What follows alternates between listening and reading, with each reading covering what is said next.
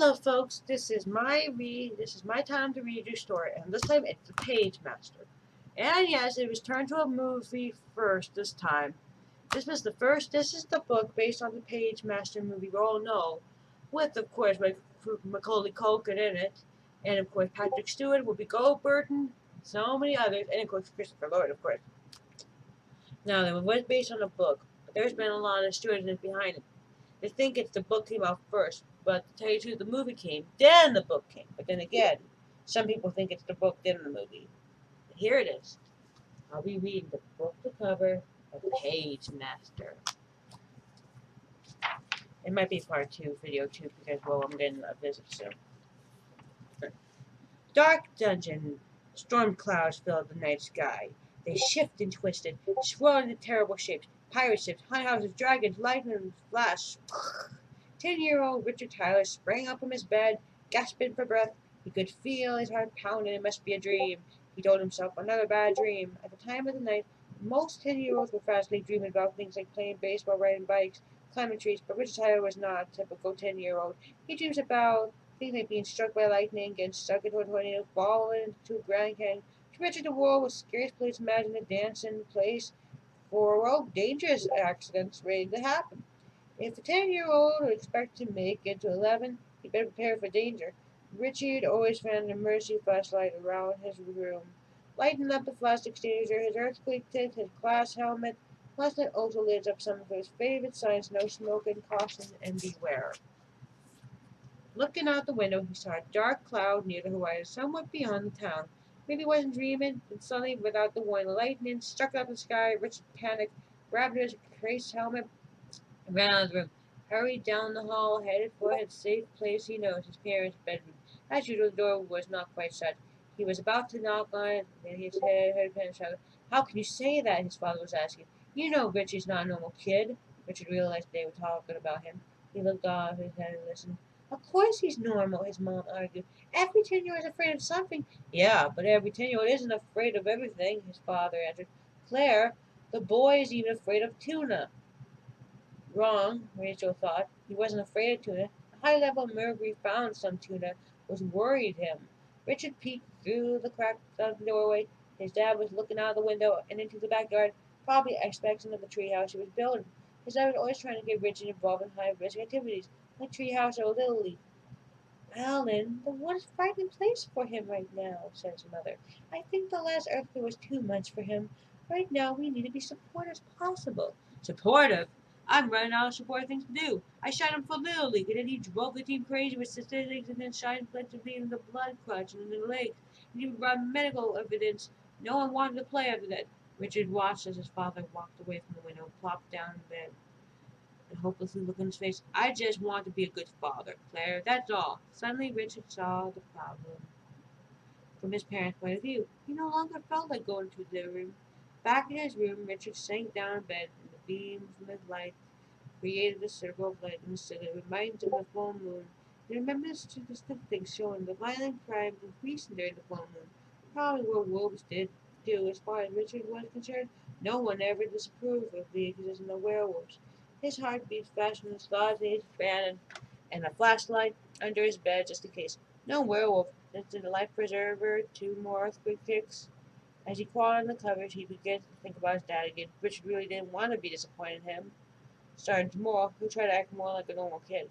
But that wasn't going to be easy. Next morning, Richard hurried over the window to see how much construction he did. The storm had caused. He didn't expect to see many houses so steady. To his amazement, the whole neighborhood has been spared of light and hasn't destroyed a single house. Richard stared out the window, green lawn, colorful garden, a pretty house. It was a nice neighborhood. He thought, but what did it prove? Even if it's a nice neighborhood, danger could look everywhere at every corner. He watched as the cars, brought kids ran around the corner of the street. They were pedaling full speed driveway and jumping over the bike off the curb, and they were calling and catching the air. When they both wheeled off the ground, the way they wooed and Yahoo slapped high five, you would think they would found a cure for the common cold. Watching them for safety distance, Richard figured that there would be no less than 3 broken legs, cracking heads, and 1 rapid spleen. He was all ready to call 911 if emergency light was busy. He could out himself. After all, he was clarified to do the first aid of CPR and helmet preservation. But no one fell. The guess that some kids are just lucky that way. To please his father, Richard decided to take interest in the treehouse, and he was building. Not that he really had interest in it, but would try to act as if he did, and would make his dad happy.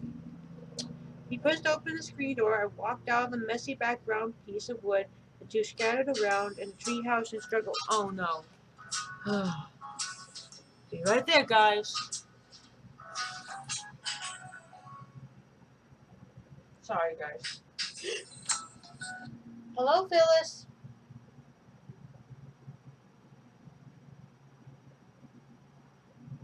Oh, I see. I know. Yeah.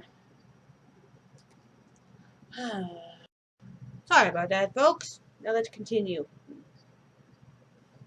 Okay. The tree construction era. Plenty saved while I was there.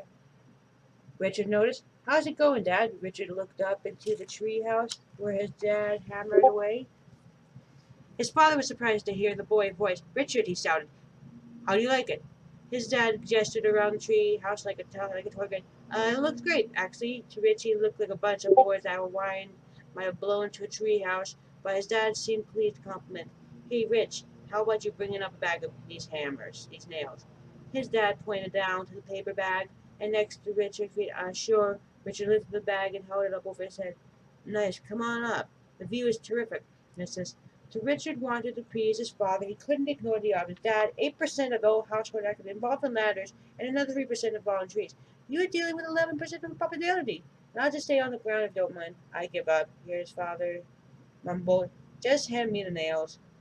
Richie held the bag of nails as he could, and his dad reached down as far as he could. Unfortunately, his dad reached a little too far. His feet slid down, and the ladder crashed feet into the grass. Richard's mom ran into the house and hurried over to the husband. Honey, are you all right? Richard's father couldn't answer him, and he was too busy splitting, climbing up the grass and dirt. I tried to warn him about the ladder. Richard shook his head. His dad picked up the bag of nails and reached aside the neighbor, only a few left. And he turned back and said, Rich, here's some things you can do. Go down to Gullish hardware store and pick up a pound of nails. And then Richard turned to his mom. Mom, do I have to? His mom kneeled up and said, Richie, Captain's just a short bike away into town. But most traffic accidents happen in 3 blocks of the home. Rich, you can't base your life on statistics. You got to take a chance. While it in. His father says he stuffed $5 to the boy's fist. This is not good. Definitely not good at all. Richard muttered as he headed to the garage, and a few minutes later, the automatic garage door jerked open with a loud bang that sounded Richard bouncing his bike. He looked like some creature from outer space. On his head was a hockey helmet equipped with a motor reflector, a rear view mirror, a yellow jacket striped with orange broken color tape, covered up his body and his body. His bike was outfitted with even accessories even designed for a bike safety light, a reflective mirror, faded forward, bell, basket, fire extinguisher, earthquake fit, you name it. As for Richie, he hadn't figured out how to install an airbag, but he was working on it. He gungantly pushed down the driveway, which is all safety devices. The bike was heavier than a bowler. It was wrapped around and crushed the side wigging onto the road, and as the bike rolled bound off, saddened Richard keeps his eyes open for a powerful danger at any instant. He was so busy looking for any signs of danger, traffic failed to see the dark storm cloud gathering behind him. Turning the corner, he met up with the same kids he had seen riding their bike, taking construction of ramp, wooden planks, and propped it up against the cinder block. The Magi air ramps. Richard thought of turning back before he noticed. Hey, check it out, one of the kids shouted. It's Richard Tyler, look what he's wearing. Yeah. Where you going? To the moon? The kid wanted A, both sides.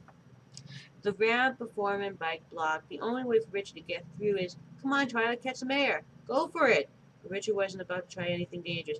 As he turned around, he pedaled off opposite direction. He heard the kid laughing at him. At this point, Richard wanted to go home, but he couldn't disappoint his dad. Returned home empty-handed. Had to turn down the side street even if he had taken a long way route. A strong wind began to blow along, and a darker glare in the sky, and there were a bright flash of lightning, and Richard had finished the shelter fast. He pedaled frantically to the park, and steel and blast of wind snapped the twig beneath him from the tree. Falling across the path, Richard strode, avoided the branch, and crashed and found him at corner base of stretch, and flying off brakes, hit the ground. Thud, he looked down off his helmet and felt the head for injury. There was another brilliant flash of light. Then Richard looked up at a big bronze statue of the town founder father. The huge metal figure was pointed off to a big stone building. At the end of the park, Richard decided to go in where the statue was pointing, leaving his bike and his helmet behind. Scrambling to his feet, he ran to the building as fast as his legs could carry him. The building was huge. Across the front there was a number coincidence of giant redwood marble step on top of a tall oak door. A pair of ferocious-looking lions statue guarded both sides of the entrance. Richard ran up the stairs, trying not to look out of the firelight. He pulled the dark, tall oak door towards him, stepped inside. The door swung open, pushed Richard forward through. He was surrounded by darkness. Richard sensed that he was standing in a huge carven room. He could imagine the dangers might be hidden there. Blood-sucking bats, man-eating monsters, poison-out snakes, or perhaps it was just a crypt with mummies were buried. Suddenly he panicked. He wanted to go out, but as he turned to the exit, he noticed a long window light reflecting the dark floor. It came from an open door where a strange, hideous black creature stand out all the way. The creature's long forward towards Richard. It was gung and breathing heavily. Richard tried to run, but his wet sneakers slipped and smooth floor. He stumbled backwards to the wall. Escaping was impossible, was a waiting for the end. Then he heard a man's voice echoing, "There's some storm out there." Richard opened one eye and the other, and in the light was a creature turned out to be just an old man carrying a stack of books. He placed the books on a nearby desk and reached for the light panel as when he checked the switch off. A long row of speaking clear light revealed the vain sphere filled around upon the book a whole wall of books. "Welcome into the library, my young friend." The old man took out a handkerchief. "I'm the librarian, Mr. Dewey," offered his handkerchief to Richard, whose face was wet from the rain. In fact, a pool of water where he stood. No, no, thank you," he said, fearing the old man's handkerchief might be filled with germs. He was careful not to take his eyes off the strange old librarian. Mr. Dewey's hair grew long, and his eyes long, white grass, as his face and more wrinkled in his dirty old white handkerchief. But his eyes were sharp and clear, and sparkled, as they knew things do not know of. Mr. Dewey leaned close to Richard. "I expect you're here looking for a special book." "Book, mister, I just need—" "Wait," Mr. Dewey did. "Allow me to guess. I have a talent for guessing what people need." Richard was afraid the old man might become violent or let him have his ways. "I know you need a fantasy, brave knights, mystical fairies, fiercest dragons, or just distress." Mr. Dewey raised his busy eyebrow. Rich shook his head. "No, look, all I want is an adventure. Of course, you're a boy who loves adventure. You must be having brave, or a terrible storm like this, Mr. Dewey. Adventures brimming with wicked villain and bloody treasure, dirty cutthroat pirates." He drew his shield across his neck as his roared. And Richard thought, "No, that's not." And the lightning flooded, and Mr. Dewey pointed his head and heard, "Ha! Evil, directed monsters, haunted house, graveyards." He wrung his hand and licked his lips like Quasimodo, the famous hunchback Notre Dame. Richard gulped, too terrified to speak. "Yes, horror, you boy. I'm sure of it." And he held his hand. "Your library card. I don't have one." "Don't you have a library card?" The old man looked amazed. "Wait, now you do." Mr. Dewey suddenly produced the library card between his fingers. Sign there. Last name first name here." Richard did as he told. Mr. Dewey picked up the card and held it. "Richard Tyler." He proudly handed the card. "Mr. Tyler's considered the password to the wonderful, quite unprecedented world of books." "But I'm not here for any books," Richard growled. He finally got the word out. "That's what I've been trying to tell you. I'm just came here from the store." "You mean you don't need it?" Mr. Davis explained. "See, there's a phone. Can I use to call my parents?" Miss Dewey shook her head and signed as if he had lost something great value. Then he pointed out the library, saying, "Through there." Richard looked at directions. Mr. Dewey's fingers were pointed, and as he saw nothing except the endless row of books. Producing an unsafe direction, continued through the Routale. The old man explained, "From the Routale you did west through the 5th section, and there you will find the public health one. You can't miss it." Richard walked up toward the bookshop, and as it seemed to go on forever, he might never find it. "Don't be afraid, boy. If you lose your way, direct yourself to the exit sign." Richard looked back. Mr. Dewey's pointing tower was hopeful. Richard thought in excitement that there was possibly escape. Just another clap of thunder. First step forward onto the unknown. Greetings, part 3 of the Pagemaster. Okay, enjoy the reading, enjoy the hearing. Richard Cosby took his first step into the unknown. Back home, Richard's mom stared out the window in powder rain. She would have given anything to see her son ride his crazy-looking bike up the driveway. Richard's dad was on the phone. "Come on," he was muttering to himself. This was not the time he'd behold. "Hello, Mr. Gutman?"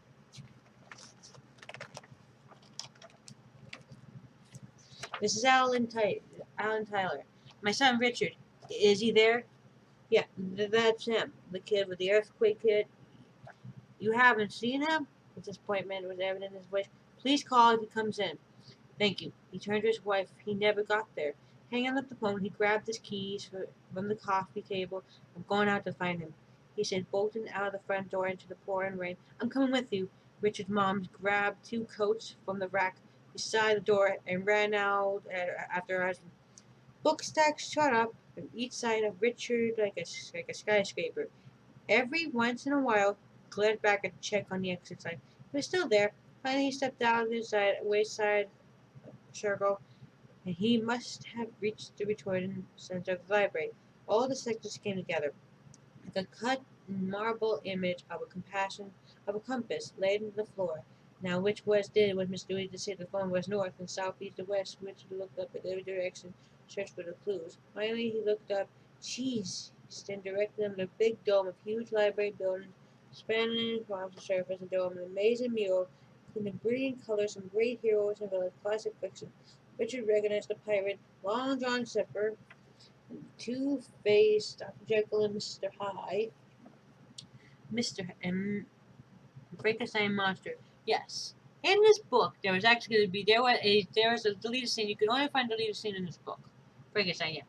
Originally, they had a Frankenstein in the animated Pagemaster movie, but never happened. Trust me. I wish it did. There was mention of it, but they thought it was too scary for the kids. Seriously, there was a lot of scary things in the Pagemaster movie besides Frankenstein. Huh. Mr. Hyde. Oh yes, center mural. In the center of the mirror, the artist painted an image of Wizard of Old Man. He wore a long white beard, clutching a book edge and shaven gold. His sheep eyes stared down at Richard with an eagle-eyed prey. Bang! Kept up under rattled book stack, and Richard jumped back in surprise. Once again, his wet sneaker slipped out from underneath him, and he fell backwards. His head hit the hard, for unforgiving marble, and everything went black. And Richard was lying on the floor, searching, rotating, for everything went pitch black. He expected Mr. Dewey to snap and switch the light and bring it back light. But then the old dog between. Then, hello? He said, hoping to find someone to answer. But his voice came back with a hello. Cold, icy shot his spine. He looked for the exit and nowhere in sight. Not good, he thought, not good at all. Lightning flashed through the high windows again. Lightning routine. Richard looked and gasped. And was he really seeing? He thought he saw a shadow climbing out of the mural. A second flash of lightning confronted his fears. The painted images had come to life. Were climbing down from routine combo. The Richard then heard footsteps coming from the shadows around him. Terrified, he sprang. And this is the lovely mural that we hear in the story. Isn't it beautiful? Yes. That's Frank. Mr. I. Long John Silver, Moby Dick, and of course, a dragon. Okay. Down with his head between his legs. In darkness, he sensed that something was hovering above him. He could hear a breathing. He looked up. Tall, shadowy figure stood upon him. Mr. Dewey? Sun flashed light. Then spotlight and an old man with a long white beard. He was wearing a amazing cloak made out of book pages. In one hand he had a beautiful carved staff, in the other a large book edged with gold. Who are you? Richard asked, and the figure took a step backwards and Richard gasped. You're the guy from up there, said, pointing up toward in the mirror, which now has no figures in. I am the pagemaster, keeper of books, guardian of written word. Pagemaster bowed and lowered before Richard. As he bent over the page, his cloak brushed like a dried leaf. Where are the other guys? Richard looked like Frankenstein wasn't looking the shadows. Why they're here? Why they're here, of course. Around us. The pagemaster adjusted his staff. A magical swirl of light seemed to flow his staff and movement in space. Listen, Mr. Pagemaster, I really gotta go now. Richard looked around confused. All the sides looked exactly like. Maybe you could show me the way out, if that's what you truly want. Yes, it is. This is the pagemaster. Now, in the movie, the pagemaster looks like any normal wizard with a wizard hat. But in the book, He looks a lot more different. This is the pagemaster. Very different from the movie. I might do a review on a pagemaster of the movie as well to compare it to the book. Just to be interesting.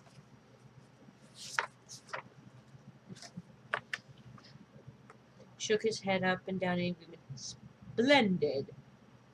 The pagemaster spun around and walked around on the towel. Follow me. Is that the way?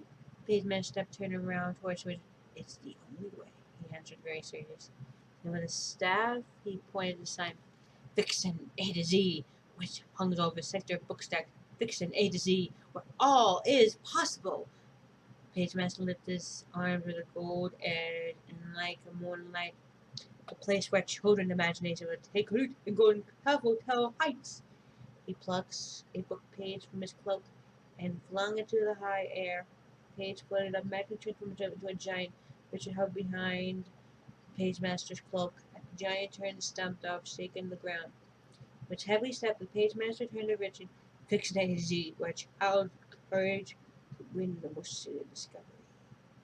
The pagemaster flipped another page up into his booksack from the side. A Viking ship sailed forth, gliding through the round, which ducked for his life was shaped, and the pagemaster kneeled down before Richard, pointed into the fixing sector. This is where you journey begins, he said.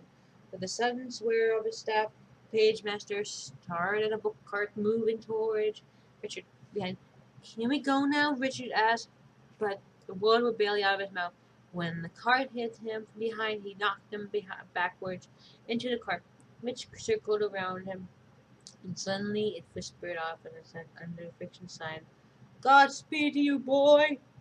The pagemaster called, and remember, when in doubt, look to the books! The pagemaster's voice echoed, look to the books, look to the books! Richard held on tight to the book cart and through the fiction side faster and faster, faster. The endless roll of books passed by blur, and he heard loud, strange noises from the books. Weird mixtures of winds fluttering and torn the pages, voices that were phrased in books. Once upon a time, long ago, far away, all but one, and on for all. Call me Ishmael. Please, sir, may I have some more? All my pirates share the grave. Then Richard caught a silent telephone bolt at the end of the alley. His cart rushed directly towards it. He cried, stop! But then the cart had no brakes. It crashed smack! Telephone booth, sending Richard out on his heel into a pile of books. As the boy began to regain his senses, his eyes focused on the telephone receiver, which was swinging back and forth just below it. Then he grabbed the receiver and perceived the voice flowing. Due to the storm and all its lines, has temporarily been disconnected. Oh, great. That's just great. Suddenly a book under him started to rumble and shake. An earthquake? Richard scrambled beside the missing lady. He watched in terror, grabbed the old book, scrambled under the pile, grumbled and cursed. It had all the achievements of a pirate. I patched a bandana, peg leg, and a hook for a hand. Oi, cover, lord, ordered tattled like it, including the name was Adventure. Where the son of that rum punching who knocked me the wind on me say, where he be, where he be. The adventurer's rough and page, all shaking its fur. Richard was too shocked to speak. Suddenly the adventure book spotted him. Aha! The book shouted, leaped onto the telephone receiver swinging, and there he is, a pirate of the ship. So here you be, lubby. A scuff from me, cover me with no apology too. I've got half the notion to cut your leg, tongue down for the bookmark. But the adventure said at last, I'm dreaming, he kept chanting. I don't dream, boy. Richard jabbed his sword, Richard nodded. You fix it or not, fix it. I'm Richard Tyler, Richard squared a good eye. Richard Tyler. What kind of book could that be? I'm not a book. Godly proof, then. Richard frantically searched for his pocket for identification. He found a library. See, here's my name. And Richard held on a card of Adventure's Life. Don't really need his eye patch, but no respecting pirate would be caught dead without one. Is that a library card? Adventure shouted in surprise. Lewis swore respectfully and removed the bandana from his head. Begging your pardon, lad. Didn't know you were a customer. Smiling widely, closed and mouthful of broken teeth. Richard didn't want to do with him. Look, I just want to get out of here.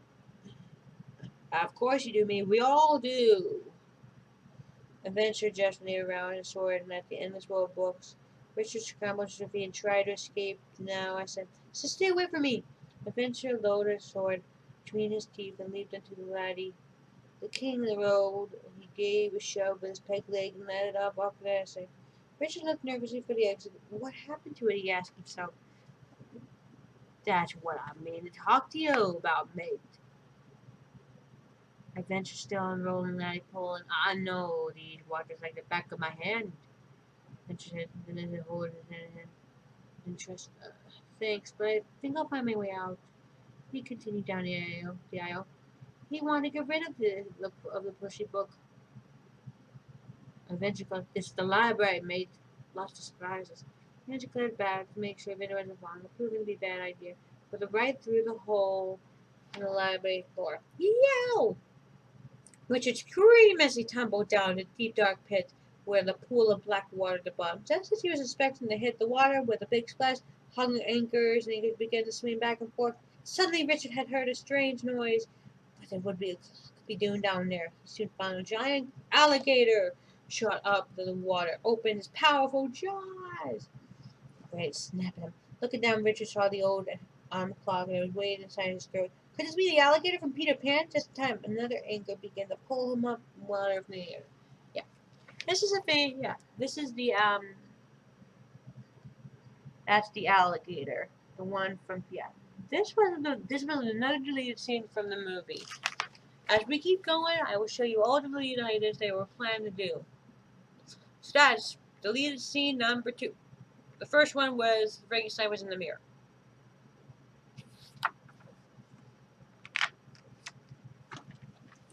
Richard sighed in relief.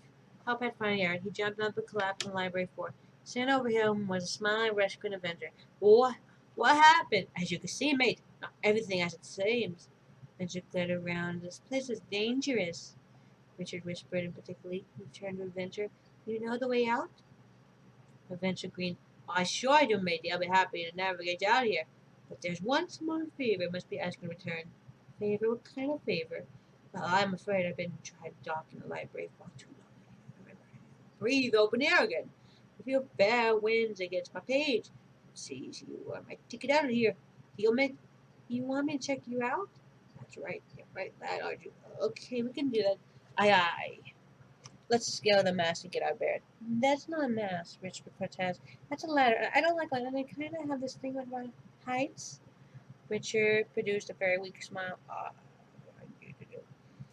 Inventor smoothed the mustache with his hook, and the seams to show that he was thinking. Reaching into his stand, pulled out a book called The Landings on the Sea. When he opened it, the book started to rumble and shake.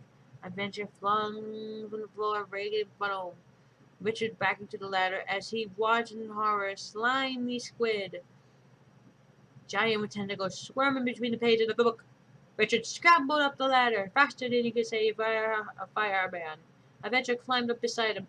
What do you do? What are you there for? You're supposed to be helping me. I am helping you. Find the exit.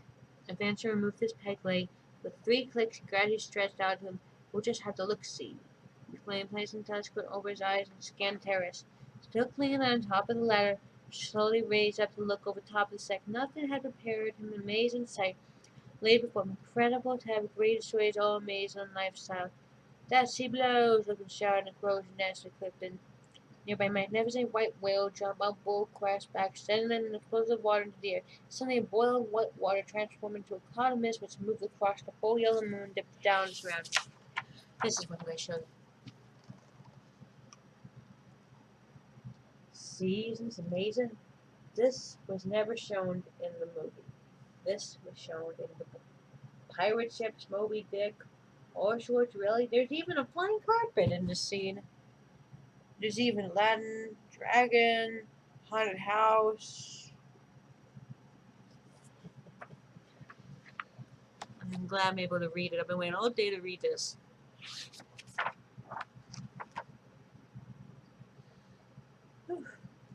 Onward to adventure! Here we are, planted firmly over the mouth, bare string thread. The book shook its small fist, kicked its glass slippers for a present. Richard let go, and the book gasped with fright. And then, what do you think you're doing, grabbing me like that?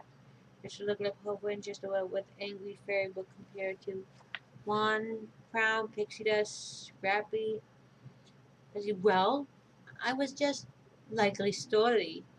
And she fluttered down the ground, yanking up her bloomers. She smoothed her clothes. Who are you? Who do I look like? The tooth fairy? Well, don't answer that. She started using her wand and pencil to spread her name in the air. Pixie dust. Fantasy. All you can read. How refreshing. Big dust spilled on the floor. The fantasy used her sword as a vacuum to suck back the shiny dust. You wouldn't believe how everything this stuff is. Expensive, I mean. She looked down and noticed Richard's card on the ground. What do we have here? Picking up a card. It's a library card. Well, I haven't seen one of these in a long time. Glared up at Richard. Look, I gotta go. Richard started to move. Somebody was showing me out here. I think I kind of lost him. As she fluttered from him. Not so fast. Tell me, what's the one thing that you wish more than anything in the world? A CZ Richard wished he could go make his dad proud of him. He figured the fairies probably wouldn't offer miracles and decided to do something more practical. And I just said to get out of here, honey. Honey, I'll grant your wish. But you gotta do one small kindness and favor. What is it? As he grabbed Richard's collar. You gotta take me out of here. I've been on the shelf for so long my wings are wilting. That's easy. Richard thought, okay, what are we waiting for? He stood up and pressing his hands inside his eyes, but nothing happened. Do I have to click my heels or something? Honey, you're in the wrong story. Did you think you were in Oz? High above them, the Avenger was climbing over the bookstand. He spied Richard talking to. Hold on there, sister. The lad's with me. Do you know that sort of story? Asked Richard. Yeah, he's a Avenger. Honey, that's what they all say. I heard that. I know I'm a classic. A classic misprint. Nancy shouted back. Why, you see, I'll rip you out your beans and use them for a maybe do something. Oh, that's right. He wanted a man-child pitcher getting ready to throw a ball. Then she clicked and flicked Venture, but the wand had no effect at all. The adventure splattered down to the floor. Oops, I forgot my wand as I worked outside a fantastic set. You mean you can't wish me to the exit? Rich tone voice showed her disappointment. What's the news? Adventure picked himself up and off his pages. I bet she's never even seen the exit. Not once since she's been here. Fantasy fluttered up her nose with it. I've seen more than you have, Shorty. The exit is just beyond my fantasy section. I could see it from the very top of the Rapunzel's tower. Now, what are you doing in these parts? Adventure was still annoyed. I've been misshelved. There's one thing, but it's over now. And Prince Charming has come to check me out. As he grabbed Richard, pulling him away. My good eye, he is. The lad's checking me out. Venture grabbed Richard's other arm. Come on, boy. Frederick.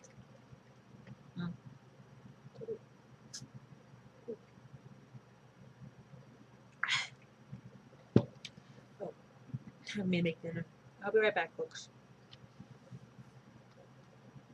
Even I need to eat. See you guys. Hello, guys. Continue with the book. Adventure started to pull Richard off into the opposite direction. Fancy took a deep breath and swelled up her page, then she clapped them shut. A blast of pixie dust sprang to Adventure's face. Achoo! A man-sized sneeze shot him backwards into a book. Oomph. Adventure was sprawled upside down and again took stack. Glaring at the fairy book, he grumbled away. That fantasy, she is a hell of a nightmare. And Fantasy nudged Richie down the asses. Come on, honey. The old adventure book's no help. He doesn't even know where we are. Adventure hurled up. Blood waters. Of course I know where we are. We're beginning to put it himself in the book. Run! Let's see. Wait. Adventure had to think fast because actually he didn't have the slightest idea where they were. Turned onto a bookshelf. He pulled out an entire book. A Hound of Baskerville. We're in Baskerville, he shouted. Have a look-see. He handed a book to Richard, and Richard opened it. A huge, snarling dog gleamed tall as the book, and she tossed it to Adventure. Not have anyone else tossed too. Adventure tossed the mad dog was beginning to pull itself out of the book. Run! Together he took off down the essay for stream heading. Richard spun upon a book cart, sending a batch of books flying into the air. One of the books flapped open, hit him with guns and reins. Positive cowboys galloped out of the pages and took a chase from the hound. Richard ducked his bullet and whizzed over it. One bullet hit the books, knocking itself over, opening them with a loud blast. Let's see. Sonny charged up from the book, filling the air with steam with a part of Oriental Express. Was printed on the side of the engine. Richie and his friends ducked around the corner, right into the dead end, and the train went straight ahead for them. Then they seemed not to escape, accidentally hit and pushed the book and it caused the book to swing around and flash escape from the iris into another strange world. Yeah, this was another deleted story, deleted from the story. In the book, they had a train chasing them. Right after the How to Basketball, they had the train. Another deleted scene from this book that was never made for the movie. But we got a bad train scene. I like trains. Full moon cast a gray light above the eerie graveyard, chilling round Richard's spine. He'd never been in a good graveyard at night. He's never been in a graveyard, period. Uh, Still in the library? Richard stammered. Aye, the horror section. Adventure drew sword. It looks pretty scary. Richard was naked. That's it. Just stick close to me. You've got nothing to worry about. Adventure stepped forward. Boy, do I feel safe now? Fancy said sarcastically. Adventure's sword led the way through the graveyard. A blast of wind scattered dried leaves across the path. Sorry, Reggie jumped back into a pile of books.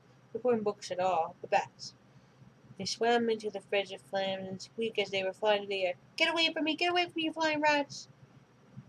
Fantasy built the bats back on his wand. She turned around. Fantasy chuckled herself when she spied a cradle in Richard's arms. He looked exactly like a frightened baby. Bats. This book has so many characters in here. So many good things. Here's another scare page. Here it is. Owls, raves. You never know what's in these fair places.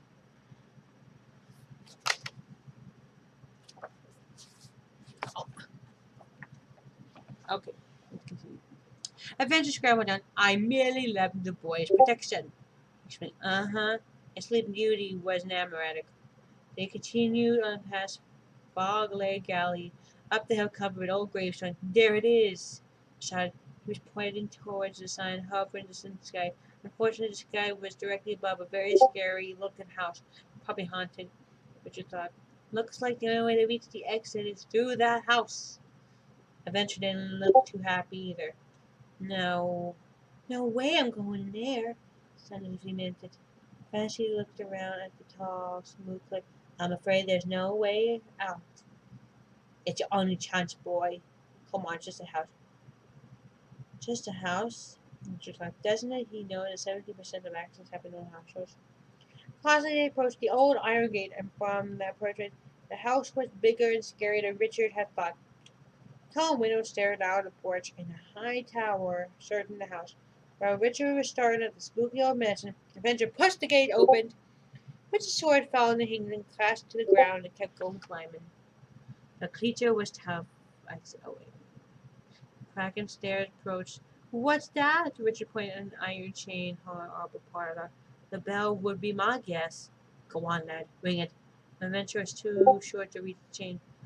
Richard grabbed it and chang, chang, chang from the upper shadow house. Something fell, spun into the porch. It was a hideous book creature. Richard and the Avenger had the same reaction. Ah! They shrieked. The creature was terrifying as they were. It was a blood-curdling scream, too. Although it wasn't a monster, certainly it wasn't pleasant to look at. Like Avenger and Fantasy, it was a living book. The book was pitiful shape. His spine was twisted, his face was hideous. The name Horror was scratched on his red. Horror is modeled after, think Quasimodo. If you guys take a close look at it, kind of looks like Quasimodo. And if you guys think this guy looks like Quasimodo, please write on the comment sector. It even says the famous words. Adventure barely stepped in front of Richard George. Stand back, boy. I'll give this haunted book a taste of adventure. Sanctuary, sanctuary. The horror book. He scrambled the bell chains and hid behind the muffle over the book doorstep. Come down, you dog, scutney rag. Adventure jabbed his sword up in the hidden book. Oh, put that away. You're frightening him, Fantasy said, fluttering up and down. Come out, wherever you are, Fantasy sang in her most motherly voice. A sad, childlike voice cut through the dark. No, I know why you scream. It's because I'm horrible. I scare you. Hey, do I look scared? Fantasy was bluffing her fingernails. You're not scared? Of course not, she offered a hand. Come down here. No. He wants to hurt me. Him? I just may have ventured with disaster. This guy can't hurt anybody but himself. Come on down. Our study Fantasy decided she looked very friendly. Okay, he said, stepping into the mound. He reached out and lost his balance. Down he went, screaming again. This time Horror landed in Richard's arms. Here, take him! Richard howled. I'm sorry, I scared you. Look in her face was twisted. I'm so horrible. Fantasy pins the horror cheek. You must never judge a book by its cover. When he heard this, Horror smiled a horrible smile. Look, he's smiling. That's a smile? But she sounded doubtful. All right, tea time's over. My mentor was getting impatient. Let's start navigating this here. And Horror leaped up Richard's arms and ran up to the house, passing up against her. He blocked it. No, you can't go in there. Why not? It's scary. Ha! I ain't afraid of nothing.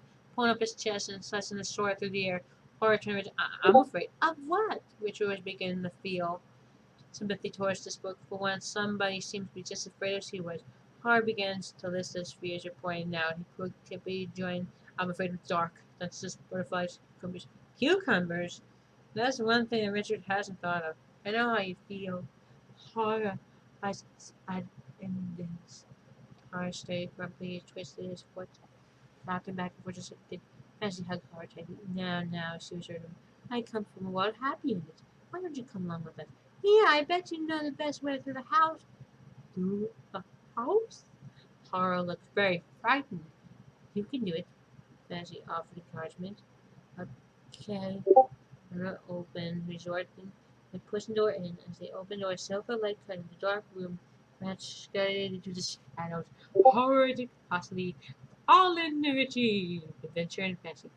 Hello? Anyone home? Nevermore! Nevermore! Yeah, a croaking voice came out of the darkness. A huge black raven swarmed down over their heads. Richard and Horror panicked, made a grab for the book knob, which fell out well across the floor. And they watched the sparkling crystal knob float into the house. It stopped abruptly next to the booth of a tall, silhouette figure. May I assist you in some way? Asked the figure. Adventure drew the sword. And I'll show you all kinds of creeps and crawls. Also, as you know, let's see. Here it is. Yeah. Also, Mr.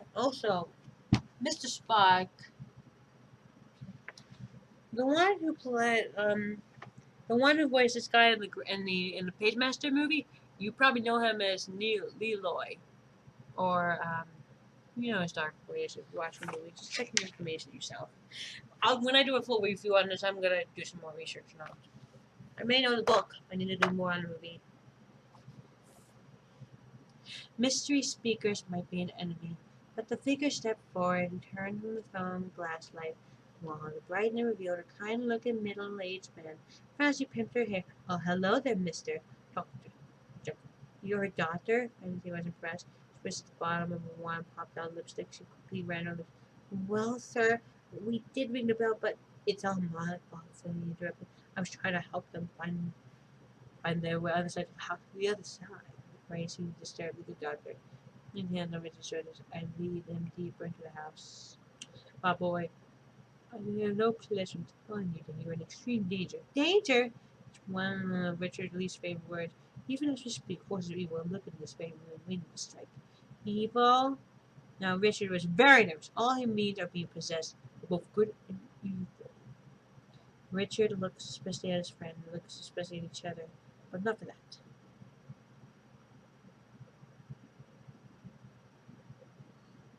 Sorry, I'm looking at the colors. Over at the table, beakers and test tubes, They opened up another cabinet filled with more lab equipment. Anyone carried a room for drink. Right? The doctor poured a red liquid into the glass and added a touch of powder. They mixed and fizzed through a small pump of vapor and changed the dark purple, then faded to watery green. Richard looked at the drink and shook his head. No, I have to go again. I'll have a go with the doc. Adventure licked his lips and motioned slowly to his and the doctor plunged the olive into the drink and handed to Richard, who handed it to Fancy. She took a whiff and smelled, made her eyeballs roll. She faked a smile, then turned to Adventure. Sure, seems like you can't drink. She seems handing the glass to him. How much excited would you want to take? Can I have the olive, please? And Adventure shoved her away. Stand back, this is the man's drink. Just the olive, that's all. Adventure, after watching the green liquid flow into the air. The sniff friends traveled across the room, landed and splashed on the floor. Now what you look done? But then Adventure pointed at the spell drink and it began to sizzle and burn away through the hard wood. Richard whipped around and joined Dr. Jekyll, not to touch his drink. But he was too late. The doctor began to stagger around the room, screaming, clutching his throat. He was gasping for breath. Richard knew that this situation, like you should call the poison hotline. He looked around for the phone, but he already knew this wasn't likely to find a 19th century haunted house. The doctor's eyes turned fiery red. He flung his glass into the fireplace, and the fire turned into a roaring inferno.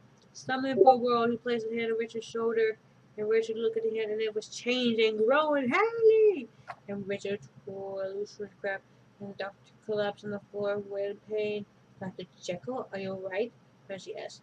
The doctor spun the floor. Finally struggled up to his feet. Fancy fell back. Now the doctor's face was resting. My name is Mr. Hyde! He shouted, his eyes, which had overlooked, were so kind, which gazed over with hate. Richard, Neil were knocked together. I think we're getting going. No one leaves this house alive! One brutal swap of his cane. Mr. Hyde shattered the delicate glass instruments. Yeah. Dr. Jekyll and Mr. Hyde is a very good book. One of my favorite horror stories I read. I'm sure it looks like I'm read this part. Like a wolf tore in a dinner plate. He throws each and every time my Richard and his friends escape. They were trapped. Horror leaped onto the fireplace mantel and the iron chandelier as Mr. Hyde vanished and quickly noise sound above. The chandelier that Senator was standing dropped from the ceiling and pulled him and Hyde right into the house. That's a powerful drink he made on the floor. But as he fell, he grabbed the chandelier chain and held tightly, breaking the fall. Mr. Hyde a hideous sound and laugh started to climb back up. Richard was too frightened to move. The stairs! Matey, the stairs! Help, master! Everyone turned around when they heard horror, painful crying. The poor book was caught in chandelier chain. Horror looked like a poor trapped animal begging for mercy. Richard wanted help, but he was too scared to move.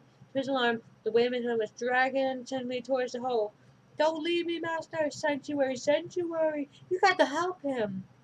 As she pleaded, but when he didn't do anything, she flew back to help Horror herself, pulling her leg and her wings and over her eyes for safety. She at the end of a wand like a blowtorch, set the work of cutting through the chain, successfully freeing Horror just as Mr. Hyde had poked his head through the roof. Mid Horror jumped down chandelier and slid down the let's get out of here! I had to wait a stairs. Richard felt bad. He had proven to be useless. Horror moved over to try to comfort him. It's okay, master. I've been twice as scared as you. Horror gently took Richard's hand and led him to the stairway. Sat on the stairs, then another went down, lower floor. Venture smoothed his mustache and took a hook and considered. Not having a clue, he turned to her. Which way do we go? Oh, this way. Horror pointed down at the upstairs. Blood-red glow began to pulsate. The heard was sound like a loud, sudden beat. Horror pointed at now, the heartbeat, the stairs heart, the beat in the red from the book and the movie. I think that was a collaboration of the, if you know about Edgar Allan Poe's poem like The Heart, I believe that the red pochette red stairs you see in the movie is also from the book. The story of Edgar Allan Poe's poem about the heart being about, well, I'll show you that one. I'll show you the poem. Let me just get to it first. I'm trying to remember what it's called. Give me a moment. Break time.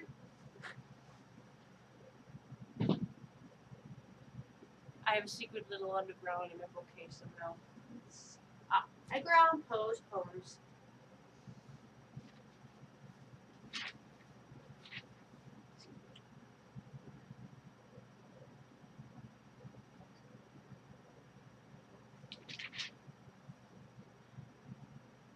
Let's see this. Raven.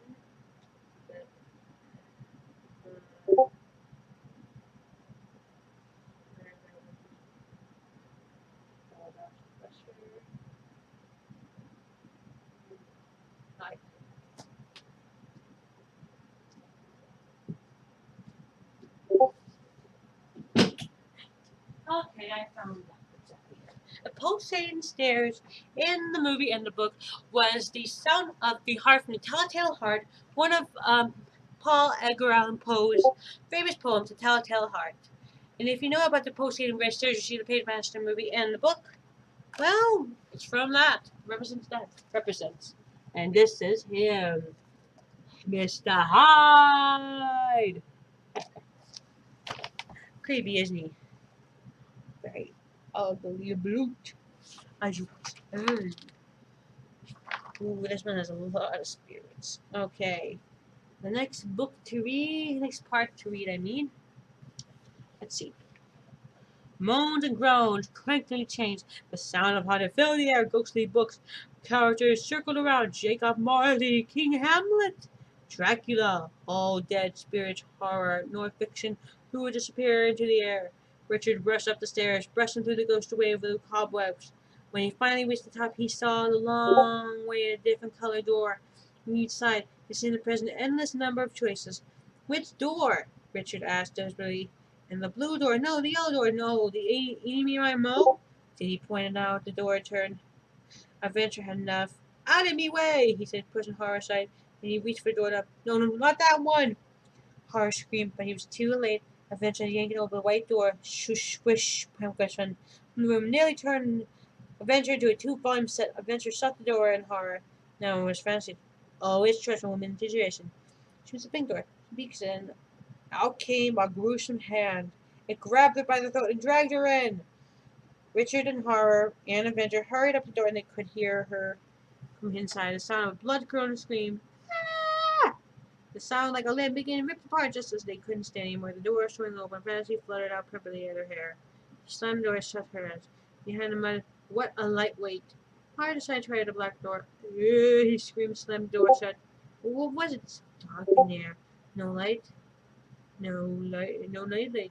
Get in there! Ranger whipped open the door and pushed it out. The room was dim and cold of a reckoned one. From the smell from biological gas, he used chemical gas to produce dead things. In the middle of the room stood a table covered with an ancient-looking laboratory equipment. Up there, Randy pointed. That looks like the way up. Unfortunately, the staircase was at the other end of the room. They would have to walk past the sheet-covered slab. Shh. As he raised her wand to her lips and taken a step from leap, Adventure drew his sword and followed quickly past the slab. Richie will bring in ahead. Before that, I'll show you all the spirits. And believe me, there were a lot of creeps. There we go. And if you want, guys, you can name all the spirits in here. Trust me. Really. Ooh, maybe see the Grim Reaper in this part. Ooh, that's creepy as hell.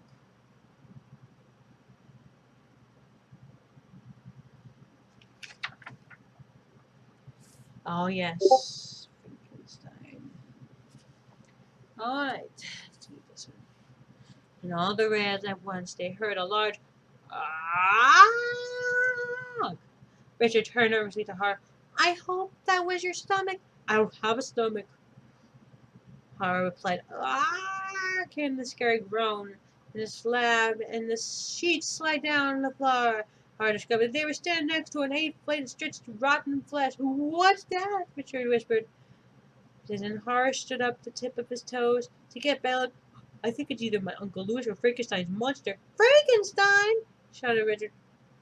The monster's eyes went open and flame produced another horrible good.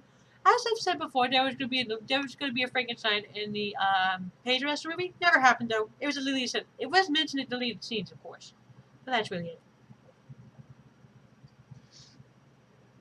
it.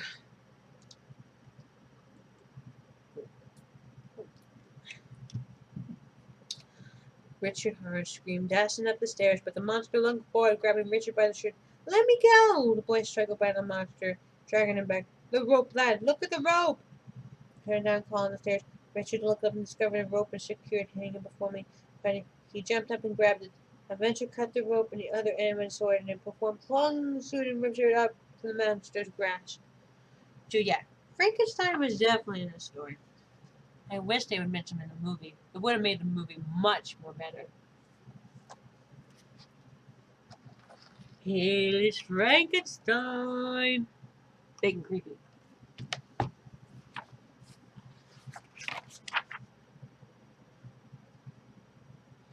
And here's another one. Oh, here's the other part you didn't get to see. Here's the full-on body of Frankenstein. Yeah, isn't he ugly? He appears more ugly in this appearance. In that appearance, and then he looks like a sleeping guy. This part looks much more scary. Yeah.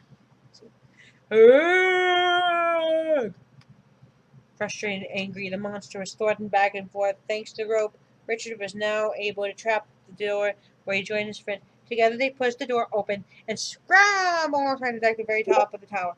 A gargoyle statue held a torch with a light stone encountered the deck beyond. There was nothing but like, "This way, mateys!" Adventure jumped up and the other wall started to climb down. "Master needs help." Horror was worried. Help ain't what the boy needs. Adventure grunted.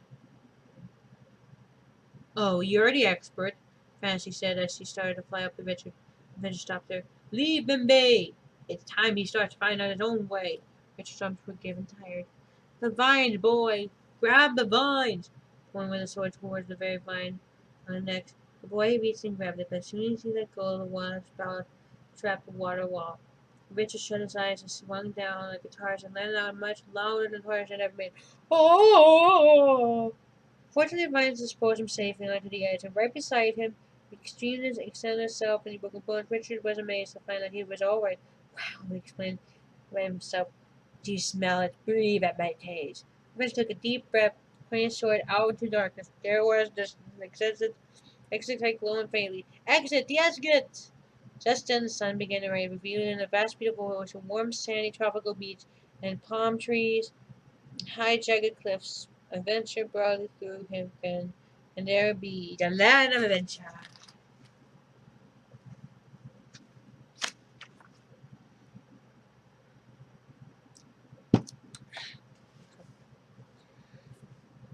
Unlighted, illuminates the face of the cliff, which seems to be made of the entire books. Adventure lead the way down a narrow book line. Towards the rocky shores below, Horror followed, shouted, "Hey, wait for me!" Richard lagged behind. The distance was slow and carefully climbed down the cliff. He carefully tested every step, pointing it alongside him, and offered a word of advice and encouragement. Adventure had already reached the shore. He and his weight, a huge rock, just started over the water.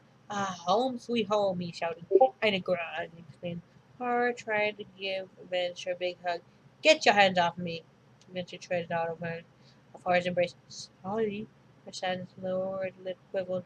Adventure turned back to the water, continued marching. Taking a deep breath, he slashed his sword, trembling through the sat air. "Ain't nothing left to see. Let the man know he's alive."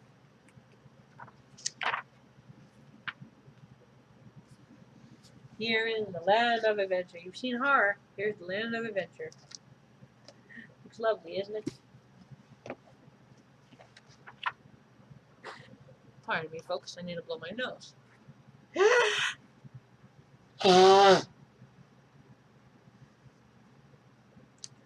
Pardon me.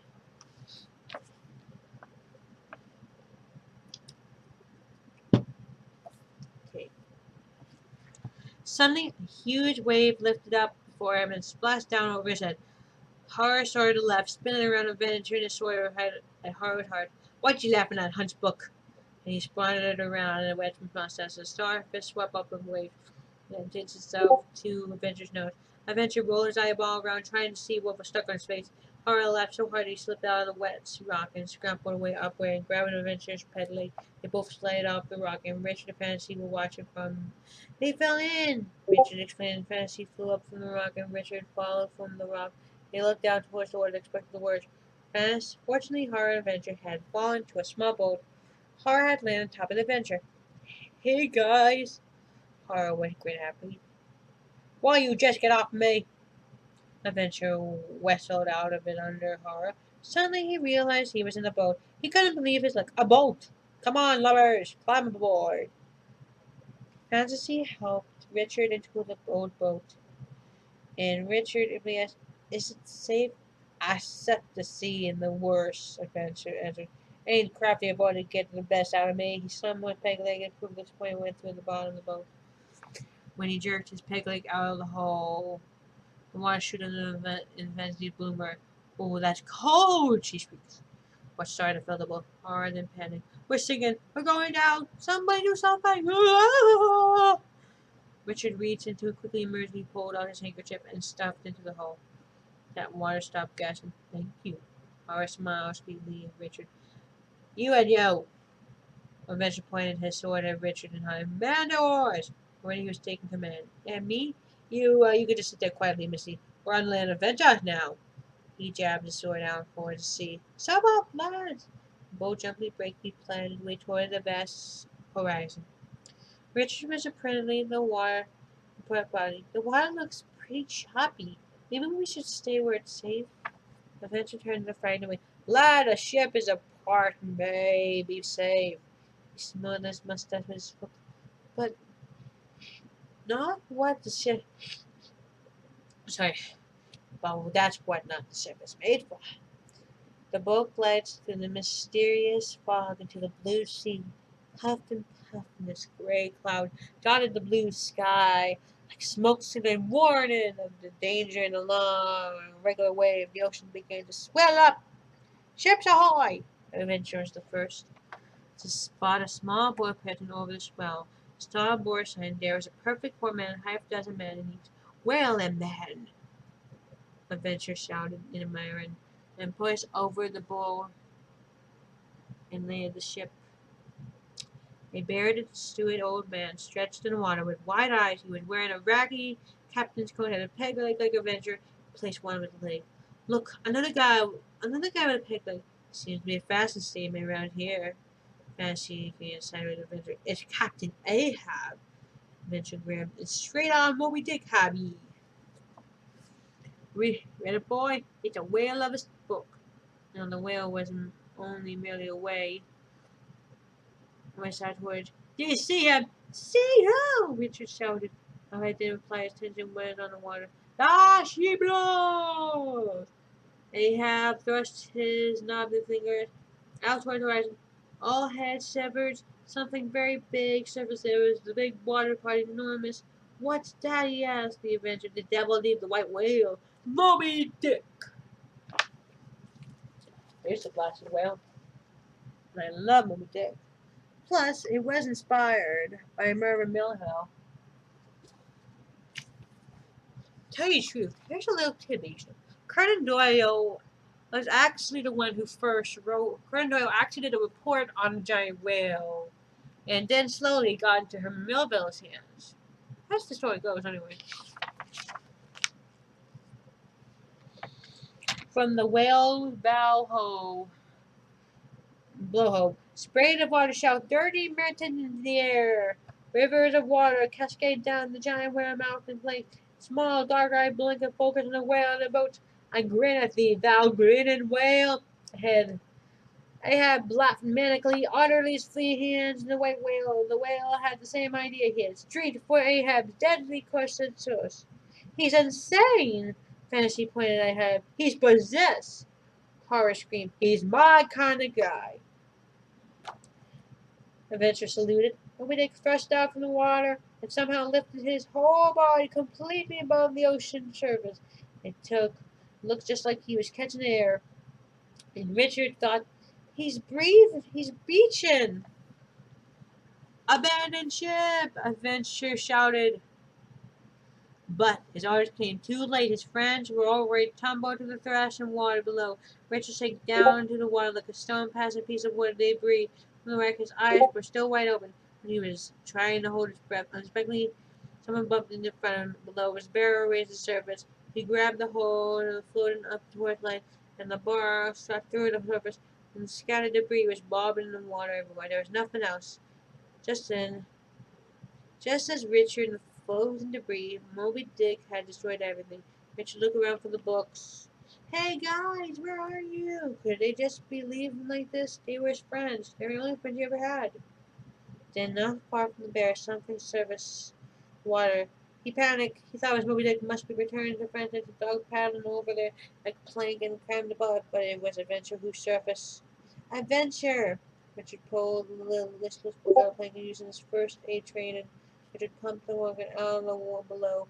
Water squirted out of the pirate book, smelling like a fountain. And the old seaman coughed and sputtered, came up. Boy, I'm glad you sailed. Adventure twisted out of his hugs. All right, enough with the hugging. Where's Horror and Adventure? Adventure looked away. I searched for them, must I have made. Maybe they've gone down to Davy Jones. Adventure sat and moved his bandana. You mean they're reality began to sneak in. Rita shrunk down to the plank and began to wait. She's cruel, she, my lad. Adventure feared his bandana to it. Gave his bandana to Richard, but Richard refused to believe that they were really dead. He got to his feet and coupled his hand around his mouth and began to shout loud, Horror! Fantasy! Around called a different direction. He spotted a group of dorsal fins wading toward him like sharks! And just slashed his sword and shark's fin. We may be seeing them other two sooner than you think. From out the mysterious prospect, look, Richard began. And with over here, help! Over here! Richard squirted a good eye to get rid of. Careful, mate. Not all sharks are in the water. Not all sharks are in the water. Two mangy sailors grinned at the man covered on each side of the plane. They didn't look as if they had 5 teeth between them.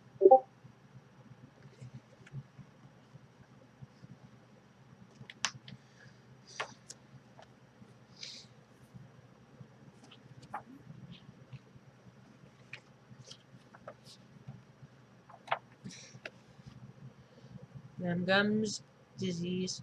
Richard thought. The tall sailor was dressed as a pirate with dirty-looking clothes, half finished, and he pulled them on board. We're missing 2 others. Did you see them? We all had cats today, the tall one said. And so a sailor laughed and blew a ship's whistle. Another ship appeared on the side of the Mystery Frog. And she looked up on a huge Spanish galleon, full sail, crashing to the vast. It almost buried the small skin named the Hispaniola. Ah, yes, the Hispaniola. From Treasure Island, I believe. Painted on the flank. I knew it! It's him! Adventure pointed out toward the top of the ship, flying high overhead. It wasn't from his pirate flag. Johnny shouted. It's who? Richard was already worried about the meanest, black-hearted pirate who's ever sailed 7 seas. Leslie reached from his sword, but the tall sailors had already drawn on his. Think the line by the sea. Just sit there, you damn mate. Joshua, Long John, Silver, suspected live company. Richard wasn't the first to come flying over the side of the Hispaniola. He sat there on deck, tumbling top of the middle of the bun-fitted cutthroat pirates. Things were definitely not looking good. A fat pirate named George Merry lifted Richard to his feet and waved wrestling knife in front of his face, and Richard backed away from the knife and turned his arm and rotten tooth Tom Morgan. Tom raised his cutlass under Richard. Give the word, Captain Silverside, and I'll show you the colors of his insides. Red, red, my insides are red! Richard shouted, hoping to convince the pirates that there was no need to open them. Stowed away, Cutthroat's Tom, came a deep voice. I want a better look at his outside first. Hulking legged figure hobbled in front of Richard, leaning against the cut fashioned on an old tree. Perched on his shoulders was a pirate mango, meaning any pirate. Silver squirt down Richard. Are you Long John Silver? I lied to say same. Right out of Treasure Islands. Silver hobbled around Richard, squeezing the boy's tender shoulders with his huge colored hand. He's the runt of the litter, all right, but he'll do. Do for what? Well, seeing how my men plucked you out of the water like a dog or a pillager, you join a little happy family at a new cabin, boy. Silver just around the circle of the pirate. Thanks, but I already have a family, and I'm sure they're wondering where I am. I think I'll just be going. The king pirates pointed their weapons. My men think you're home. Suddenly, there was one who said, "No, John! John, so what do you think you're doing?" There was a Avenger standing on top of the deck. The Avenger pointed at touch one hair on that boy hand, and I'll chop the liver off a fight. It won't be fit of potty crackers. Come on out, boy, matey. Pirate pushed the Avenger down from the deck in front of Richard. We now don't look familiar. Well, now, don't ye look familiar like Silver Spud? Yo, what happened to be going after me treasure now, would ya? Avenger climbed to his feet. Yeah, I've got any trouble worth going after. The pirates were redressed full. Silver began to mutter uneasily to them, and Silver reached the mud and gums. He's lying. There's plenty of treasure for all of you. Search him. The boy, too. Here is the faithful pirate crew. More unfaithful. Bunch of dirty hubs, squabs, idiots. There's never a good pirate when you need one. The only good pirate is a dead pirate. Back to the reading, my dear friends. On the story. Tom Morgan lifted the Avenger and began to shake him down upside down. Arsenal late 18th century merchant weapons were pouring out between his pages. Flintlocks, knives, sabers, axes, cannons, balls, on the other side, Silver, the research wizard, from one of his pockets, pulled out nails and a $5 bill. Probably given from another, the library card. Well, looky here, Captain. He handed it to Silver. Silver held up a $5 bill. Now, what this might be? It's money. You can keep it. Silver could be brought off. The pirates looked at each other and burst out laughing. Silver tossed the bill overboard. And he started picking up his teafoot. Now he turned his attention to the library card. That's my library card. He didn't want to lose his passport out of this crazy place. A cowboy, I don't need no library card. Silver tossed it overboard. And Richard ran to the rail, watching as the card floated down towards the water. All hopes of it vanished, and the sky became rich in cloud, began to swirl and find himself in a strange shape. It was the pagemaster. What, really? Yeah, it actually was the pagemaster. I guess he was probably protecting the card. It was the pagemaster, but the mighty blast of wind, the cloud-like pagemaster, suddenly blew the library card across the surface towards the ocean, towards land. Oh! Sky Wizard could find the card, probably. As you can see a bit, that is the pagemaster. If you look closely to the book, that's him. Almighty glory. Yeah, right here. Yeah, guy blew in the card. Sorry, I'm not very good at this. Yeah, that's him. If you can tell. Land ho! Pirate cried, and the crew nest shouted. Silver's men rested their railing. I'm down with bread for a while, definitely. Rather than horizon was an island distant on rocky cliffs, and the cliffs. There she be, matey. She dropped the clutches out of the skull. Skeleton Island. And the pirate roughly went, pieces of light, ah! Skeleton Island exchanged little thoughts of buried treasure. Pirates huddling up the crew, cursed like a madman. Whenever he flew shuttled on, he told the girl deadly stare. A Fincher spoke under his breath to Richard. Stay on your toes, mate. Soon Silver goes for the gold. We'll make our break. The group of pirates stopped dead in their tracks next to the remain of a human skeleton. The bony skeleton lay perfectly straight. Its pointed direction, its arms, hands raised above its head. Pointed direction. What sort of way do the bones lie? Asked one of the pirates. Take it, Nigel! And Richard couldn't help but notice that the mean, ruthless pirates were just as seemed to be superstitious like deadly afraid of spirits. This island's haunted, said a second pirate with an accent. It's guy. It is a curse, it is. Silver explained to the skeleton. You yellow sea dogs, the bone is a compass pointing the way to the doubloons. Pirates broke into a run towards the treasure, but they stopped abruptly. Something was wrong. Silver hovered before him in the deep pit, and then found the rest and opened clearly empty treasure. It's gone! The treasure's gone! We all know where it went, don't we? If you've read Treasure Island, then you know who hasn't.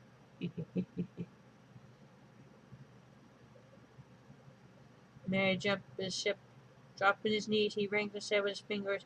Only came out on his side 1 gold piece. 1 gold, please, he lifted deftly. This is your treasure, is it? About turned to Richard. Stand by for trouble. We might have known you double-crossed us. Mary turned to the others, who would have started to grumble in agreement. Silver reached out for his flint book, and the other pirates beefed to him a dozen guns, swords, and knives. He pointed directly at him. Throw down your weapon, John Silver. You're going to be regretting this, George Murray. Silver reluctantly tossed his flint. Say your speech, Mary glanced on his Guston for the pirates taken. Dead men don't bite. Dead men don't bite. Dead men. Richard shut his eyes tight and swallowed hard. Adventure did the same. Ow! A horrible ghost had descended on the tree. The pirate hands swirled up slowly, their faces shared a terrible look. What was that? The ghostly voice then continued loudly, and 15 men on a dead man's chest. Yo ho ho! And a bottle of rum, evil spirits. Tom Morgan heard another voice, high in pitch, just as he spoke and joined. Oh, your mama drinks Bill's water. The pirates moved their flintlock around, trying to track the voice. Ooh, here! No, over here, stupid! Then the pirates faintly glared from the trees, and there was a rusted leaves and something bang, bang, boom, bang, bang, bang. Sanctuary, sanctuary! Richard felt a surge of joy from the wind. Oh, you're alive! Not so long! But Mary was aiming and flicking. Why? Something swung down past Mary's face, leaving a trail of pixie dust in the way. Fantasy! Richard shouted. Mary tried to hold and sneeze. Ah, Joe! The flickering went off, blasting coconut off the tree. He fell on Tom Morgan's head, knocking him out cold. But Mary was splitting him. Get them! He shouted, scrumping and follow. He cursed and gunned as he dragged himself over. Ooh. I need to scratch my back, guys. No.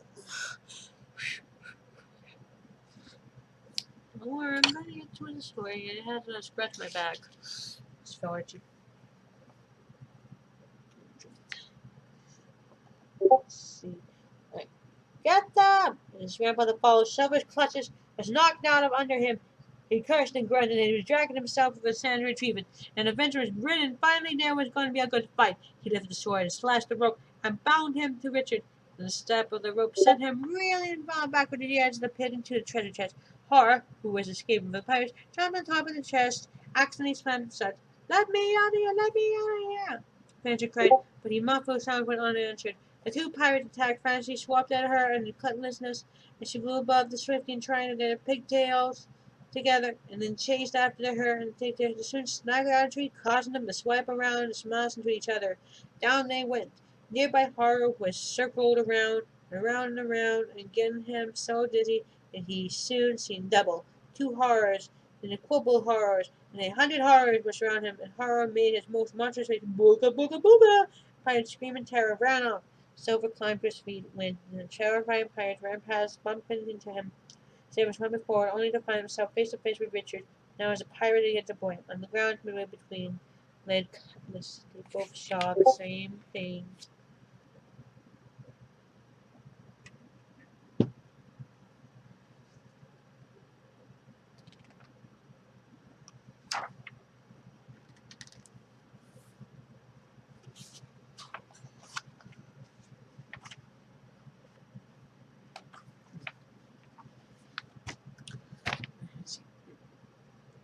Richard stared straight into Long John's silver squand of water and eyes. The pirate was more than twice the boy's size.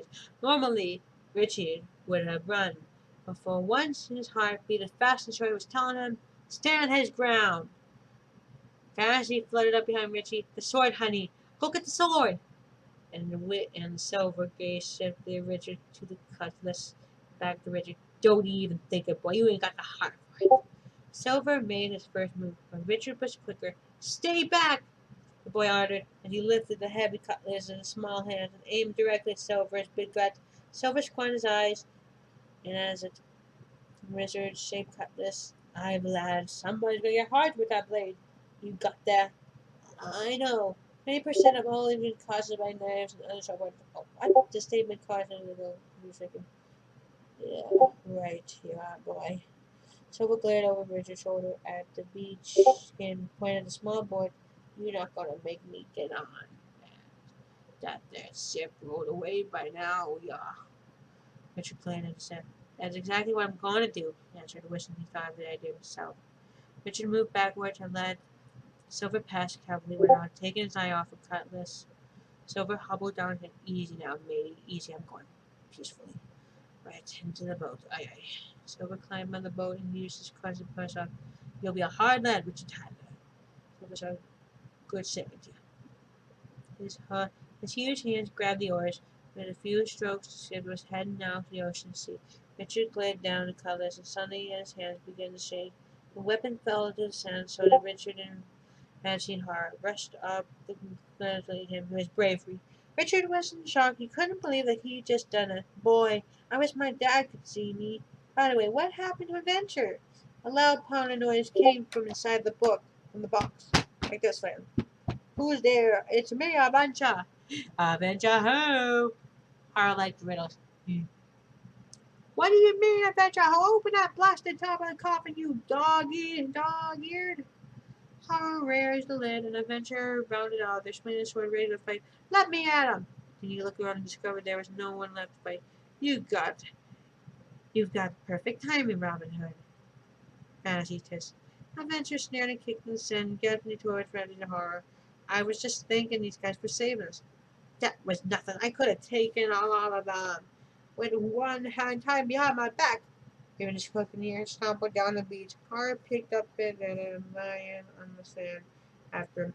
The Adventure was still more on the beach, kicking sand, grumbling to himself when Horror cut off him. "Ahoy, matey!" Horror had tied the bandana on his back. In his hands, he was swinging the page. "Ah, we lost Adventure, man?" Adventure glared over him. "Go away! You don't know what you're talking about." "I know not your favorite kind of book, but I like you." Horror smiled. "You'll never be adventurous. You ain't got the spine for it." Adventure pointed at Horror's bandana. "And take that stupid thing off." Horror lowered his lips and began to tremble. "Sorry." Adventure walked off grumbling, leaving Horror feeling alone and rejected. In a few minutes, Horror hobbled down the beach and on the outside, directly not paying much attention to where he was going. Richard was sitting next to the water as he was writing the word exit on the sand with a stick, but a small sunlit showed. Washing the words away, he sighed. "Right along the face. You're really a hero." Fantasy fluttered down in front of Richard. "I lost my library. Now I can't check you out. I can't check anybody out. We'll never get to the exit now." Richard rested his hand on his knees. Gently, Fantasy raised Richard's chin up. "One, never say never around Fantasy, honey. Sometimes you just gotta fight to make your wish come true." Farther down the beach, Adventure was still grumbling, kicking through the sand. When a wet piece of paper stuck to his peg, he tried to shake it off, but then it wouldn't come off. Then he trembled to jump up and down. The paper still didn't budge. Finally, he sat down in the sand and peeled it off, and his eyes opened wide. He realized that he was holding to hurry back to Richard's town. And then he was sitting.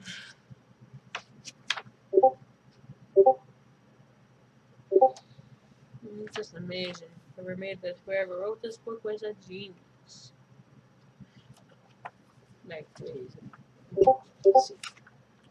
"Why sitting around like a bunch of old wits at the tea time?" asked an exotic, both his hands with a hook towards Richard. "Pick one." Richard considered choice. That one." Picked the Richard. "You're a bright lad," Adventure opened it first. "My library card." Richard's face lightened up. "Where'd you find it?" Adventure somebody. "Why, I rushed it away from 3 sharks who were eating it for breakfast." "Uh-huh." "And Rapunzel wears a wig," which is not true, actually. Fantasy said, rolling her eyes impatiently. "Where's Horror?" Richard asked. "Wasn't he with you?" Adventure scratched his head with well, he was, but I mean, sort of, kind of. "Now what'd you say to him?" "Well, I'll go find him." Adventure plodded off down the beach, calling horror. Adventure climbed top of the tall sands, dung in amazement. West side dung was a wall toward a tiny storybook castle rose above the beach. Outside the castle walls were tiny 15-centimeter men who were busy, and they looked like little pippies. Oh yeah, they're the little people from Gulliver's Travels. Adventure drew his sword, waving it over his head. Hang on, mates, Adventure's coming. When they had thundered a voice, the little people gathered to military forces and shot their little arrows at him. Ta-la! They shouted. An adventurer fled open his heavy binder, and like a shield of flame and little arrows, but one of them sticking to his eye patch. An adventurer went over and yelled, "Say your prayers, you little two-league shrimps!" Breaking the arrow over his knee, Adventure charged straight at the tiny man, and the men's true panic and betrayal and confusion into the bushes. Come back, you coward lubbers! Adventure slashed the sword through the air, trembling. Yeah, ye didn't see that, mates! Hard and after Horror wasn't even moving. Quickly, Adventure cut through the ropes of sword and lifted Horror lifeless head.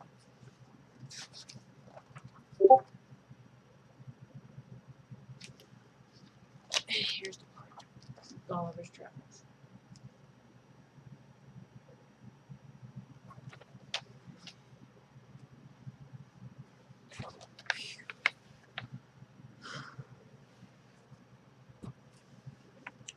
Speak it to me, matey. You had a good heart, you did. Was braver than you know. I walked the plank if I thought it would bring you back. You would? Horror suddenly spoke, and Adventure's eyes opened wide in astonishment. He thrust Horror out in front of him. Horror was smiling his best look, horrible smile. By the time Fantasy Richard had appeared in the scene, aren't they just too cute? Fantasy come, Fantasy said. Adventure dropped Horror like a hot potato. Drawing sword slashed through the air, made me fasten. Adventure wrestled Horror. Are you okay? Thanks to my friend dear, I am. Horror hugged Adventure. Never, never hug me again! Yeah, Horror back up. Okay. Did you see that? Fantasy was starting her. See what? Richard looked at the wand. It's blinking. For a millisecond. My wand's blinking. That can only mean one thing. The fantasy was excited. The exit! Richard was still helpless. Check out this. The adventurers hoping to a happy ending. Horror started to jump up and down and clap for joy.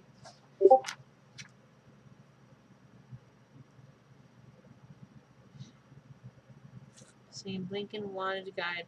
Adventure bushwhacker apart through the dense tropical jungle lead away from the beach. They were passing through some kind of corridor, but no one knew what it led to. Fantasy studied a freaking one. Are you sure that stick is working? Adventure baby. Well, why don't we just test it and find out? Fantasy flicked the wand. I went at Adventure. Poof! When the smoke had cleared, Adventure was floating amid a dress of the fairy clothes. Tutu, ballet slipper, and wings. He looked like himself. I've gone overboard, and you've gone over this time, her sister.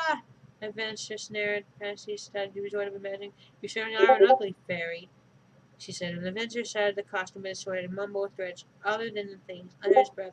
He moved further into the jungle, began to change many new, brilliant, huge fans of him. Here's one of the beautiful scenes. If you know, there's the talking tree from Wizard of Oz, Cinderella's coach, and of course fairies. I'll show you the next page. Here is the full line. You'll see all the characters, and if you can name them, be my guest.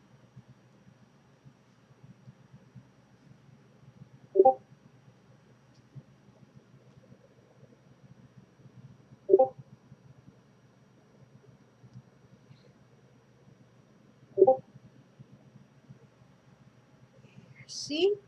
This is beautiful, isn't it? Let me just try again. There. That's better, huh? Now, if you could tell me who do you see in the book, you know, from fairy tales, comment in the comment section.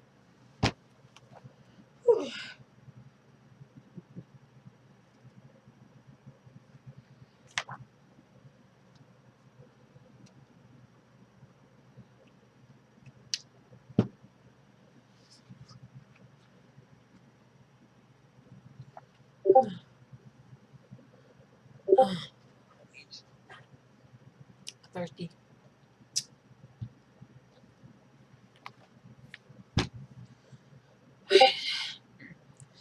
The specters, the spectacular filled Richard with awe, and he was eager to see more. He pushed through the flowers, lying thicker into the magic meadow. Fairy dust shimmered everywhere, glowed the trees, hung heavy, fat, juicy buds. As Richard walked past, the ripped buds unfolded, offering not flower but books. Wow, look at this place! Richard was mesmerized. Tiny Thumbelina flew over their heads, back of a bird. She passed a castle towards a handsome prince who was climbing down the golden braid of his true love's hair. A majestic horse carried past in speed, a puff of light, carried magnificently turned into a pumpkin horse to mices. The cheery little mouse bobbed around the adventure's feet, on which began a friendship. I, the adventure grumbled with disgust. Happy lands. The mouse scrambled toward her, who accepted him, and he fell back in the soft bed, giggling in the flowers, ready to burst with joy. I could, I could be myself here for a long, I could be myself here for a long time. Soon the whole clutches of shimmering fairies, they danced through the air around Richard and the books. Hello, my little dearies. Fancy greeted the tweed little friend, especially the delicate fairy flew down and landed on Richard, opening hands. He gazed happily to its warm glow, playful gesture. The fairy snatched Richard's glasses, and Richard laughed and gave you, "Hey, my glasses!" Adventure drew his sword. "I knew it, dear all little thieves!" The class of the fairies descended over Adventure and off the sword. "Hey, now, they got my sword!" That's where the sword went, huh? In the movie, we know that Adventure Sword disappeared from some point in the movie. Well, now we know. The fairies must have took his sword. That was later deleted. Now we know how the sword got into it because it's in the book. Just read the book and you'll find out. They're just being playful. Fancy defended her friends. Playful? I'll show you I'm playful. When I get a hold of those little. And Adventure chopped off all the fair chopped off after the little fairies. "Come back here with me sword!" The fairies, with Richard's glasses, flew to the top of the rocky hill. Richard laughed at the jokes, chasing off the hill. That mystery's cave at the base of the hill. Fancy and horror all looked into the cave, wondering what they would find. Richard even entered his iPad, hoping it might be find a sword. Inside the cave, a strong wind blew, whispering red smoke around the rock, pointing outside. It looks scary in there. Well, are you waiting for an invitation? Is adventure scaring to go in? And the sea gave an old seaman a mocking glare. She was sure what he was stalling. Are you kidding, sister? I've lived for the moments like this. Adventure reached the sword. Remembered that it wasn't there. He felt naked without it. Clearly his felt. He led the way into the mysterious cave with fancy horror, following timid behind him. Back in the rock moan about the cave. Richard had taken his glasses back from the mysterious fairy. When he put them on, he noticed a amazing mountain in the distance extending the entire books. Gee, there it is! Shimmering high above the mountain tops, there was an exit sign. Cautiously, Adventure moved deeper into the hot, sticky cave. He found a sword. Playing sword, he glared fondly, and with all this, I was like, "Ah, it's good to have you back, mate." He slashed through the air and hacked off the stalactites, dropped it down into the soft cave floor. Suddenly the whole ground began to tremble and shake with violence.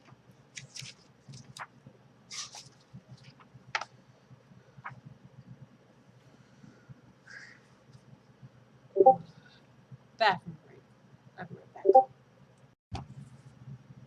back. Back to the adventure ahead, my friends. Alright. Meanwhile, up above the rocks under Richard started up instant roll. His worst fears had come back to haunt him. "Earthquakes!" he shouted. He stumbled over a broken ivy-colored tree trunk and held on to dear life in front of him. Two huge round rocks ran up and revealed a pair of red bullet eyes. Suddenly, Richard realized he was not standing on top of a rock. He yelled, "Oh, no, no, no, no, no. It was right on top of the noise of a dragon! A terrible, smog-in dragon!" He was right on the nose of a terrible dragon. Yes, he was. And the friends were not in the rocky cave. They were inside the dragon's mouth.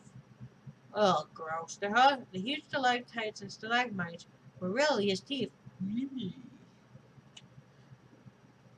Adventure rushed out of there full speed toward the opening. A fireball shot out over his head Just as he jumped on, fantasy and horror right behind him. As the dragon reared its ugly head, it shook, centering at the rock of the earth, and a giant flaming rod echoed in across the land. Birds took flight, and so did the little wild animals. Richard, companions, and awakened and sleeping dragon. Now somebody has to pay. Not to worry, not to worry. I can handle this. Fantasy blew warm breath onto her blinking wand. Don't fail me now. She flickered wand to distract the dragon. A few sparks ignited tip, and then the wand went limp at a wet noodle. And Fantasy shook her head. Last time I bought a recharged wand. All the time the dragon was torturing everything around it its huge leathery wings. Pumping vigorously, fanning the film. There was one beautiful meadow that was turned into a blazing inferno. All at once, the dragon jerked its head back from Richard into the sky. He let out a blood-curdling scream. Ah! Fantasy turned to her and quickly opened up.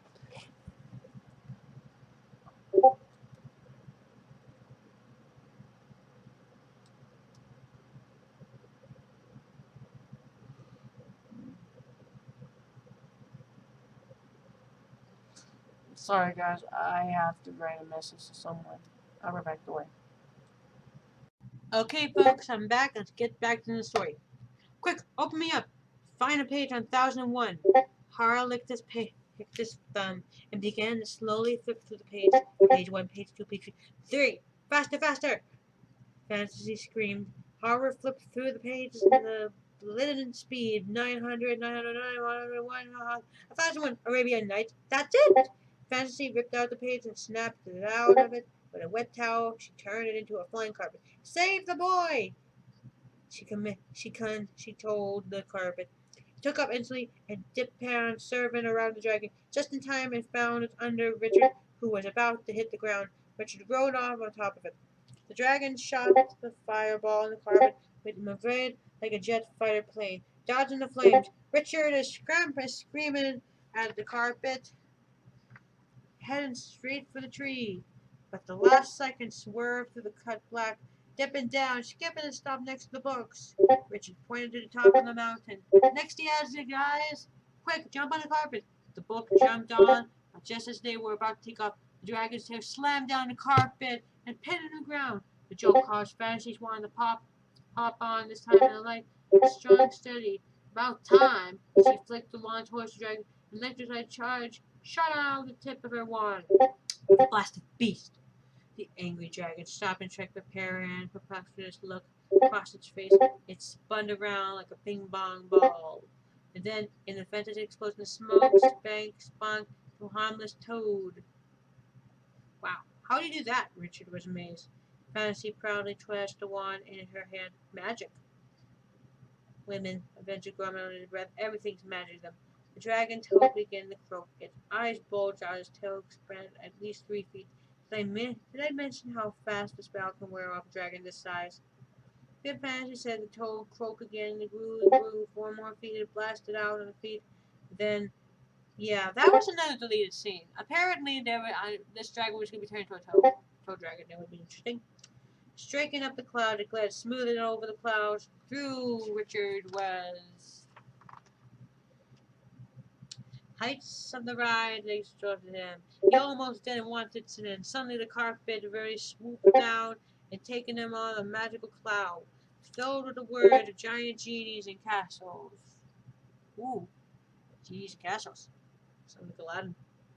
The car began to glide upward towards the mountain. We're gonna make it, Richard cheered. We're gonna make it! Horror replayed, but he was so excited he actually knocked Fantasy's wand out of her hand. It trembled out of the edge of the carpet. Oops! I wish you hadn't done that. Fantasy leaned over to see where the wand would land. It fell right into the mouth of the dragon, which was flying directly towards him. Clapping enormous wings, suddenly it shot a fireball, and the fireball exploded before it reached him. But the impact was strong enough to knock the carpet out of the carpet. What do we do now? Adventure asked Fantasy. Fantasy lowered her head between her knees. Assume crash position, everyone! With the trampoline bump, the carpet crashed, smacked into the side of the mountain. Richard landed on his back, landed formally by the books. He was looking straight up the exit sign and seemed almost close enough to touch. Scrambled to his feet. Come on, guys! The books, however, were tangled up in a heap below. Get off of me! Adventure struggled to get from under horror, and fantasy fluttered up to the pile and yanked it up in the bloomers. While the pages were reading the dark shadows passing over, three books looked up at the sky, and the dragon was about to land on them. He coming to a narrow curve on the side of the book, and the dragon landed on the edge and trapping inside. Meanwhile, Richard was scrambling up to the mountainside.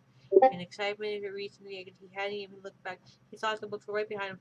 We're almost there, he shouted with his final burst of energy. He climbed up and saw a few metals, stepped tremblingly to the top of the mountain.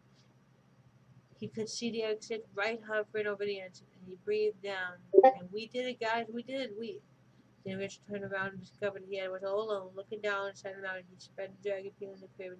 Inside of the craven was the book was never seen, was never moved. You look at the book, was nervous. The books were all nervous. I'll show you guys the dragon. He's a big guy. Isn't he big? And he has a head of a three-horn, I think. Look out, the dragon. Looking out for the dragon. Weird and back, shooting a blast of flames at them, flapping themselves against the wall so that the fire shot past. A man can take on so much. Doing so, this dragon soon's gonna be history. Be careful, Fantasy said. And the grand gesture adventure grabbed her and gave her one last juicy kiss. Her eyes open with arms wide. Hey, what do you think you're doing? She gave Adventure a sob and trembled out of craven. From all above, Richard saw Adventure land on the edge. And Adventure, I'm up here! Shouted. He shouted. And Adventure looked up and saw Richard calling to him, and now on top of the mountain. Go on, lad! Save yourselves! Adventure shouted just in the dragon blast and let it spread and fire the old seaman direction. Adventure tumbled back into the cavern, smoldered in his bandana was buried in the hair went back much that was centered. How blew out the flame. Now Richie was caught in a real dilemma. He had made it all the way to the exit. He was almost free. The old Richard, would have gotten out of there. Well, he still had a chance. No question about it. But what about his new friends? Could he just abandon them? Weren't these books important enough for him to risk his 10-year-old neck trying to save them? Help, Master! Richard heard horror a distant way coming up. Sanctuary, sanctuary! Richard closed his eyes and made his tough decision he had ever made before. Hang on, guys! I'm coming! He shouted, racing down the side of the mountain.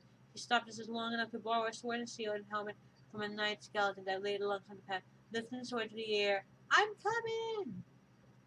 Richard bounced down the mountain until he and his dragon stood face to face. Too terrified, the boy held his ground and slashed away from his sword. The dragon shot another spear and fire at the mountain. It exploded again, and Richard's shield. The book peeked out of the craven. That's it, boy. Go for the gizzard! Adventure shouted, slashing his sword through the air. Watch out for his tail! Watch out for his tail! Fancy was nervously twisting Adventure's bandana. Bite him! Bite him! Bite him! Horror jumped up and down. Richard aimed his sword towards the dragon in the soft spot underneath the lower part of his neck. But before he could strike, the dragon whipped his tail around and snatched the boy. His sword slid off the ground. His powerful tail lifted him up in the air. Put me down, you ugly! Before Richard could finish the sentence, the dragon, in one large gulp, had swallowed him whole. Adventure, fantasy, and horror stared at each other in disbelief. What a sad, sad ending, Fancy whispered. Master wasn't afraid of nothing. Ah, brave lad never sailed the seven seas. Adventure agreed. Sadly, horror turned to gas on Adventure, but stopped. Adventure hesitated, reached for the hunch book. Fancy joined the huddle, and Richard had just tumbled down through the long tunnel to a ripped pillow bottom of the stomach. He quickly discovered that inside the dragon's stomach was pointed slime pits covered in litter. Bones piled the book. The trees. Anything else the dragons couldn't eat. Loud and grumbling noises were followed by the small random of a fire. Then Richard found Fantasy's wine. He tried to make it work, but it refused to respond. This is not good, he thought. Above the pinpoint light, feeling down the dragon's throat, Richard realized that there was only one possible means of escape. He climbed atop of the stack of books and reached up as high as he could. But here is the and he's in the stomach with the Queen of Hearts. Oh, what is this head? Okay, we are.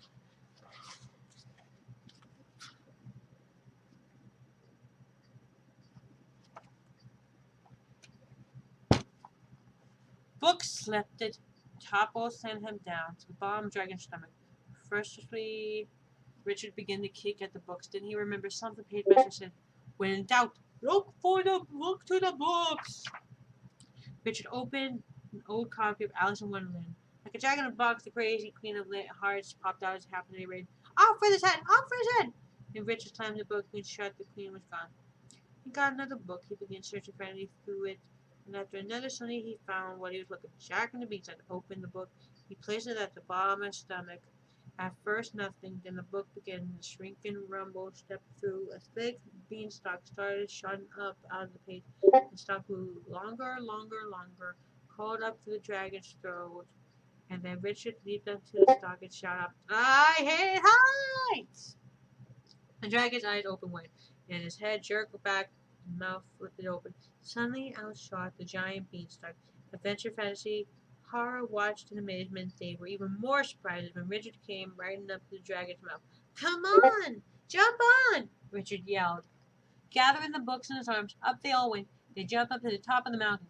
Horror hugged Richard like, "Master, you saved us!" "That you did, laddie. You did good. You did good, honey," said Fancy.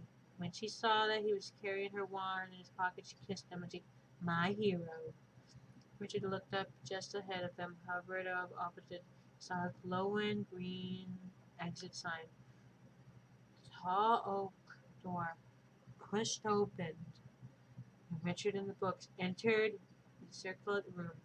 Their faces were illuminated by the bright funnel of light rising up from the gigantic crystal dome. Something shifted in the shadow. "Who's there?" Richard standing better looking. Slightly figure stepped down like, "My pagemaster." Adventure removed his bandana and bowed respectfully. Horror threw himself into the floor and fantasy cursed. "Hey, how did you get here?" Richard was not too pleased to see Pagemaster. Now. We're in the presence of the Pagemaster." Fantasy laid his hand on Richard's shoulder, trying to sign him. "I know who he is. He's the guy who put me through all this torture. Just look at me." Richard said, calling and attention to his dirty, tattered clothes. "Do you have any idea what I've been through?" Here is the Pagemaster and all the three characters in the background. They had some words to say, I believe. "Tell me," Pagemaster said. Richard collected. I was nearly torn apart by a mad dog, and I was made a slave by a bunch of mangy pirates. And believe it or not, I was even eaten by a fire-breathing dragon. Not to mention being tossed, squashed, practically beaten to death. "Yet you stand before me," the pagemaster said, gazing and gradually overcame Richard's stuttered burn and resist. "Well, yeah." Carl kneeled at pagemaster's feet and begged mercy for him. "He doesn't mean nothing by it, my pagemaster. He don't mean it." "Nonsense, the boy is right. I purposely sent him through the fiction of sex." "So you admit it?" "Of course. Think, boy, what kind of adventure would you have if I brought you here with a turn of the page?" He waved his staff over the crystal dome. The lights and began to wave a ghostly image of Mr. Hyde approached inside the funnel, which quickly changed into a gentle Dr. Jekyll, who tripped his hat to Richard. "You prevailed over evil." Another image appeared inside the funnel. Captain Ahab and Long John Silver, and pointed his finger at Richard. "You look Moby Dick in the eye, boy." Long John Silver looked at Richard and gave him a wink. "You'll hide true pirate stuff, me lad." He placed his big hat over his chest. "And don't you let no one speak any different." Now the page master pointed his staff at Richard. "If I had brung you here for the start, you would never have found the courage to face your own fears." Richard gasped his dragon pretended inside the fountain. It blasted spear, fire, mist, and faded away with the other images. And now and doing so, your tremendous will always be tremendous. Richie felt good, proud, almost invincible. Fantasy cast a halo of angel dust over him. Well, fairy dust over his head. With a wave of pagemaster staff, the crystal dome made a glowing brightly. Richie gazed into the glass. He looked down into the library rotund, where his body lay motionless on the floor. Hey, that's me! That was you! I'm ready to go home. I mean, we're ready. Richard gathered adventure and fantasy and horror with him. You world awaits. Pagemaster waved his staff. Whirlwind suddenly whipped up the dome, sweeping Richie and his books into a vortex of swirling light. The sound was deafening, cataclysmic mix of wind, flighty pages, murmuring voices of voices were whispering phrases meaning for Richie. Fiction from A to Z, where all is possible. It's the devil deep, the white whale. All humans being possessed of both good and evil. He's the meanest, black-hearted pirate you ever see. Sanctuary, sanctuary, sanctuary! And they all lived happily ever after. The moor at the top of the rotunda became a swirl in blue, calmly bright colors, dipped it down the center, taking Richie and the books with it. Richie fell straight down to the prophetic body. Next to him, adventure, fantasy, and horror were all hit hard on the floor. Slam, slam, slam. Turn over any books. Richie's eyes opened, and he was staring up in the mirror. His eyes gazed, then painted an image of Pagemaster. Then, out of nowhere, the library, Mr. Dewey was leaning over Richard, blocking the Pagemaster's image. You look quite spelled, young man. Huh? Richard shook his head, trying to think more clearly. He looked up above in the sky, saw the exit sign, looking as if he'd always been there. Without thinking ahead, he scrambled to his feet. Careful! Careful, or you slip again! Then he began collecting the three old dusty books off the floor. Down the essay, skipped, stopped. He looked back and saw Mr. Dewey again. Wait! Mr. Richard ran back to the rooftop. I forgot something. He took the books out of Mr. Dewey's arm and presented the card. I'm afraid you can only check out 2 books today. He just removed the heart from the leg. But I promise to check them out. When do you think there's one I could please, Mr. Dewey? I really need. Mr. Dewey waited and said, shh, I have time to forget some people need. They wanted to make sure no one was watching. He placed horror back in Richard and just as once. Richard thanks Mr. Dewey and hurried down the Centaur Ridge. God's be with you, boy! The rain-washed streets glimmered with the orange light of setting sun. The storm had passed, and Richard rode his bike confidently down the tree. The 3 books were nesting comfortably in the bicycle basket. Richard turned the corner. Dead ahead, the bike-wing kids were still gathering around the ramp. And Richard stopped. Look who came! One of the kids called.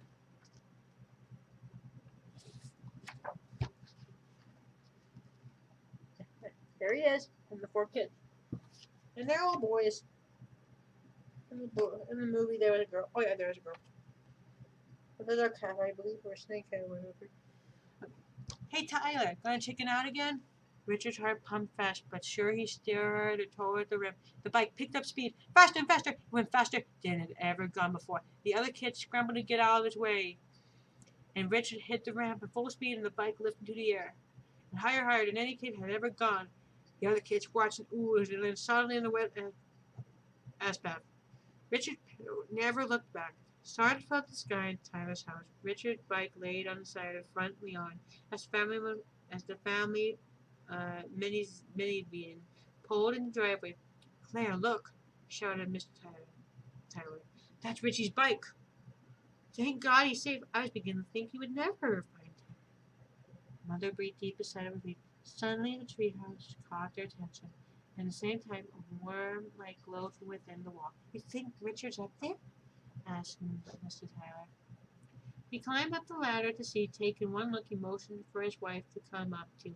At the tree, an old lantern cast yellow light over sleeping Richard. The 3 boys nested. Poor baby, Richard moused. He looked exhausted. Shouldn't carry him to bed? No. Let him sleep up here tonight. Richard's dad covered his son in his jacket and turned off the lantern before climbing down his Richard's cheek. You must have quite a trip. I'm very proud of your son.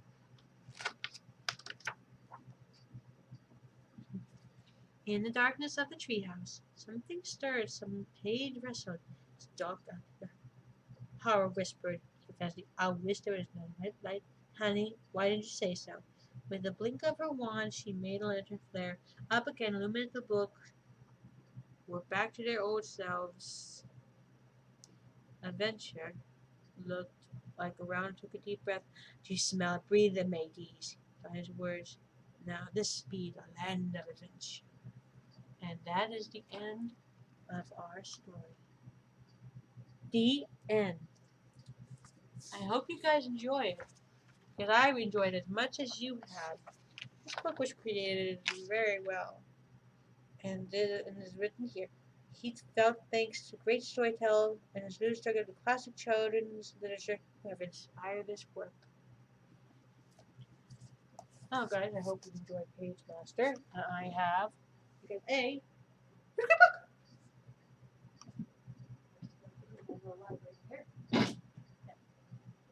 Good night, guys, and pleasant to see you as always. All right, Rose.